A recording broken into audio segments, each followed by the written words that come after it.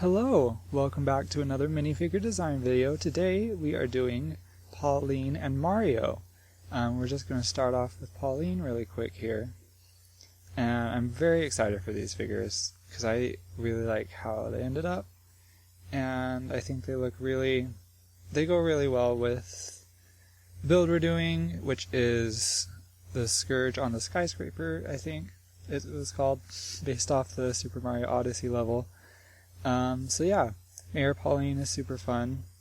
We're just gonna start with her face here, so I'm gonna replicate her eyeshadow, and then I think we make her eyes just a bit bigger. I think I've already done that, just because they are bigger on reference material compared to like the New Donkers, or like the citizens of New Donk City, which have normal sized eyes, so I thought it was at least appropriate to do that, even though I'm mostly trying to avoid stylization too much in the mostly the eye specifically, because LEGO has a history of doing that and it's never really quite worked for the most part. But yeah, so then we're just move on to her nice suit. Yeah, it was really fun to see Pauline back in this game, especially with the role she played and everything was really cool to see, and really it's just nice to have her back in like a mainline game again. I mean, it's only ever happened once before, if you could really call that a mainline game. So yeah, I mean, she's appeared in, I forget what they're called. They're like the Mario vs. Donkey Kong games or something. They were mostly, the only one I saw was on the 3DS, and it was like very it was like had a toy theme to it, so it was cool that she was there, but it's nice to have her here too. Anyway, so we have the basics of her suit done. We're just putting the collar on it. I should know what that's like. There's an actual name for that, and I should know what it is because I've tailored, I've worked in a tailor shop before, and we work with, suits a lot. So I should know what all the pieces are called, but I still don't remember. But we just added some, what's the word? Creases, I guess? Not creases, like folds in the fabric, yeah, to the sides of it. Just for where it would be fitted.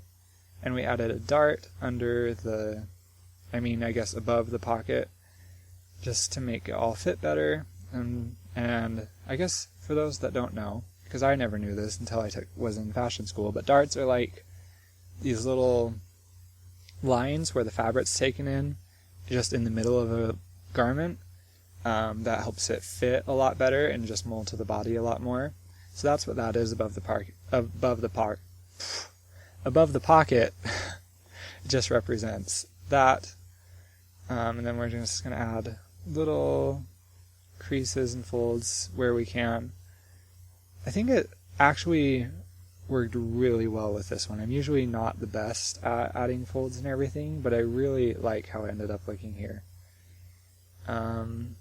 So yeah, and we're just going to copy it over to the back, which is pretty simple. It's basically just the back of the collar thing, and then just a seam down the back, because suits like this usually have it. And then we're just going to add the gold pin she wears, and a little line of skin that shows between her pants and her heels.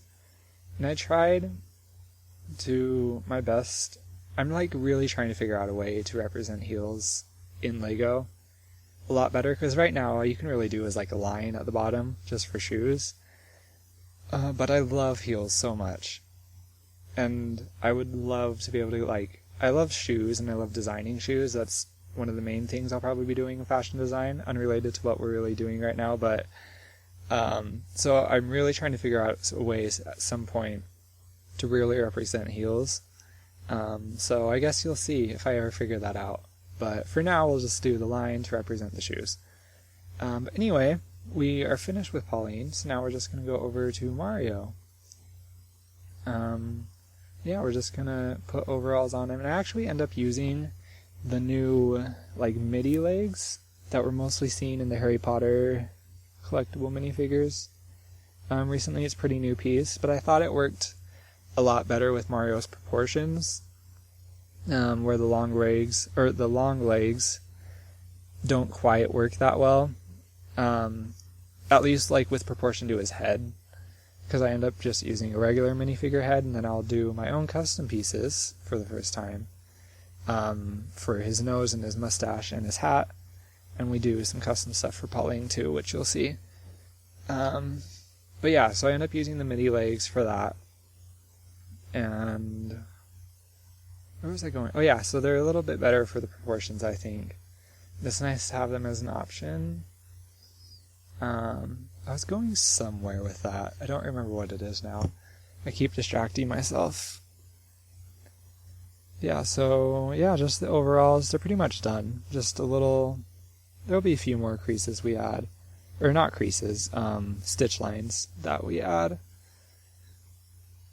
Yeah, I do have to say, having a background in like making clothes and everything is super helpful when designing like Lego stuff, even, just because it's nice to know what everything is at least, and I think it helps to a degree to just make it all look more accurate and more lifelike, or I guess more believable. So yeah, we're just using Mario as a reference for the most part, and just copying the stitch lines from there. But yeah. So yeah, that's pretty much it for the torso. And then, I mean, his head is super simple because we aren't putting the nose or the mustache in because we're doing that with custom pieces. So, oh yeah, I remember where I was going with midi legs too, because not only they're nicer for his proportions, I think, but also in Odyssey specifically, in New Donk City, we see Mario next to all these like real people, the New Donkers, including Pauline. Mario's a lot shorter than all of them. So I thought it'd be nice to represent that too with the midi legs, especially since we are featuring Pauline in this specific build. And then it also has the advantage we can make Luigi taller, and everybody else taller too, because Mario is pretty short. But anyway, that was the designing of it. Now we are going into some modeling to show the custom pieces. And actually, so I don't actually end up using any of this because I thought I saved it, but I came back into the program and the mustache was missing for some reason. It looked really weird. I think I messed up with the booleans, if you know what those are. But yeah, so I'm just I thought it would be nice to show the process at least anyway and kind of get some practice in. And it's actually really like that I ended up not using this because I ended up just importing an actual model of Mario from the games and then using the mustache and the hat from that. And just, I didn't even really modify them. I just used, the regular Lego materials I was using, and that alone was enough to make them look simple enough that I really didn't have to model them. But I do, with the mustache specifically, I do really like that I did that. I mean, I don't like that I did that, but it was a positive thing in the end, because the one in the game has a nice little curvature to it that I didn't really capture all that well right here, and that will get better as I practice and everything. And with the hat too, I even recorded some of it and I tried designing it, and it just was not, I could not handle the organic shape yet. And 3D modeling is a lot easier with inorganic shapes, which the next few pieces I'm going to do. Actually, that's a complete lie. The next piece I'm going to do in a future video is just round shapes. But after that, all the shapes I'm going to do will just be mostly angular pieces. So they'll be a lot easier to do, and I think they'll end up looking better. So we're just attaching the nose and the mustache with that mustache piece that Lego has been using recently. So I thought it worked really well, just kind of putting them in here, and then we use, just get rid of the parts that are intersecting with the head so that it all fits together nicely. Ends up looking good. And I'm just going to mess with it a little bit and try to get it to look better, or more how I like it. But yeah, that's pretty much it for what I recorded. There's the final result. I think it looks really nice, and I just added his hair to the printing on the head just because I think if I want to do more like Odyssey builds, his hat can be easily interchangeable with other things. Then there's Pauline. I just used a Lego sun hat for the base and modified it with some spheres and everything. But I really like how they both look. I really love it. I'm actually kind of proud of how these ones look, especially for a first try at new pieces. But anyway, I hope you enjoyed. If you're looking forward to the last part of the build, feel free to like and subscribe, and have a great day.